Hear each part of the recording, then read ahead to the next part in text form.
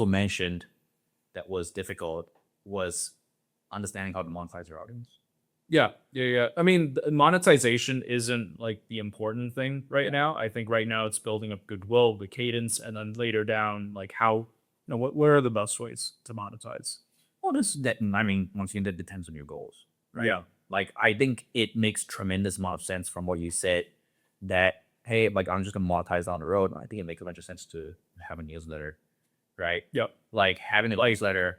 I think, the next like set of videos would be like funneling them into a newsletter. And then like, I think that's the goal, like throw out monetization, build a owned audience with, I wouldn't necessarily draw monetization. Okay. Because if you were to build a newsletter, you can sell sponsorship bots to that. Yeah. Right. Yeah. And like with something like Beehive, that's really easy to do these days. Right. And that also like helps you build goodwill. And you also don't necessarily need to like build a course or have like a service or like have a software that you want to sell.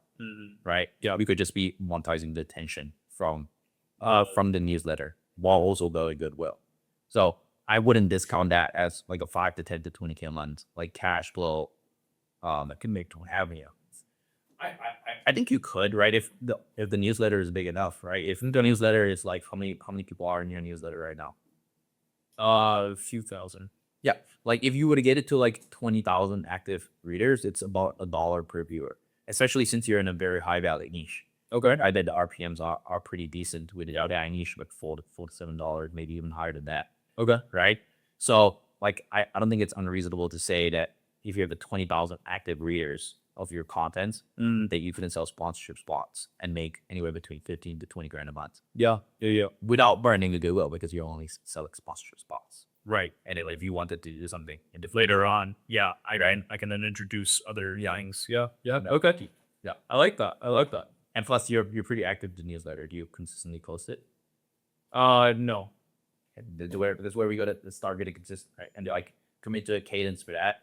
But yeah, it's for YouTube videos, newsletters, and like. Yeah, I would say just focus on these two things, right? Yeah, YouTube videos and newsletter, because the newsletter is one of my favorite strategies because you own the audience. Right. You own the audience outside your platform. So even if your YouTube channel were to flatline and you were to not post, you could still have that audience outside. That's what I do. I mean, like in terms of like, would you say you're a lot clearer in terms of what you have to do? Yeah. Do you have any questions? No, definitely a lot clearer. I think, as you mentioned, like I got to redo the homepage, the branding.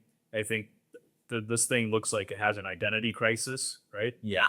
So, we got to align this a lot better. And then, like, what is my future audience? Like how do I bridge current audience and then like keep building the space of like new viewership, and then the cadence part.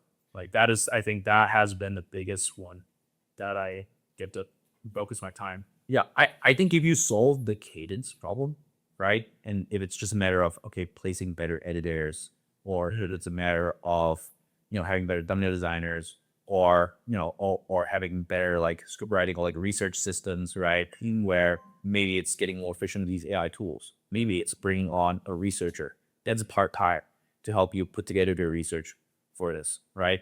And like your content for sure is very research heavy, but it's also stuff that college students will go over, and maybe even hire college students to help you put research together. That's a Milford's. Yeah, get some interns to help you put something together, put a bunch of research, put a bunch of stats together that you can use. Okay. Like I don't think it would be crazy to say that might be a good move, and like maybe that's kind of the step to getting from 2 uploads to 3 uploads a month. And into 4 uploads a month, right? Kind of like scaling up the linearly like that. Yeah. So the 2 weeks, like being very strict in terms of like, hey, like video has to be delivered in 2 weeks, and chase the editor to go and do it, or chase yourself to go and record it. Yeah. Right. And having minimal setup so it's easy for you to record. Yeah.